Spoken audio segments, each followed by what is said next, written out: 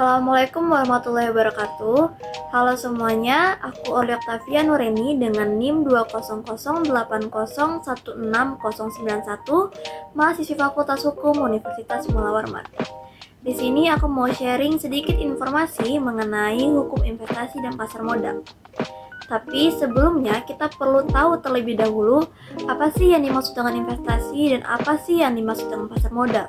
Investasi sendiri dapat diartikan sebagai suatu kegiatan menempatkan dana pada satu atau lebih jenis aset selama waktu tertentu dengan harapan memperoleh keuntungan atau penghasilan dan atau peningkatan nilai di masa yang akan datang.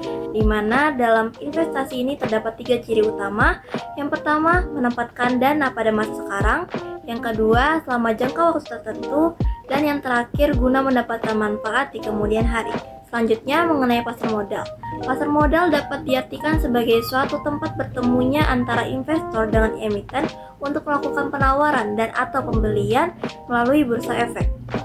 Indonesia sebagai negara hukum telah mengatur mengenai investasi dan pasar modal, yaitu dalam Undang-Undang Nomor 8 Tahun 1995 tentang pasar modal sebagaimana yang telah diubah dengan Undang-Undang Nomor 4 Tahun 2023 tentang pengembangan dan penguatan sektor keuangan dan dalam Undang-Undang Nomor 25 Tahun 2007 tentang penanaman modal. Dalam undang-undang tidak disebutkan kata atau istilah investasi, namun menggunakan istilah penanaman modal, yang mana antara pasar modal dengan penanaman modal merupakan dua hal yang berbeda.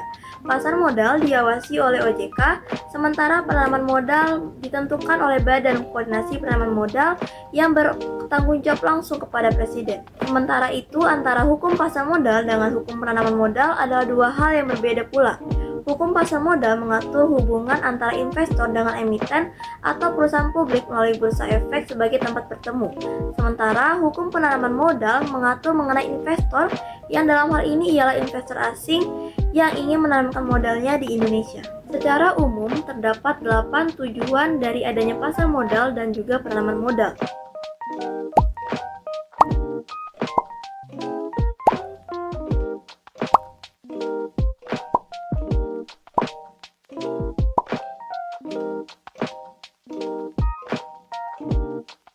Namun dapat disimpulkan bahwa tujuan utama dari adanya pasar modal dengan penanaman modal ialah guna meningkatkan kesejahteraan rakyat. Nah, mungkin itu aja yang bisa aku sharing dalam video kali ini. Kurang lebihnya aku mohon maaf.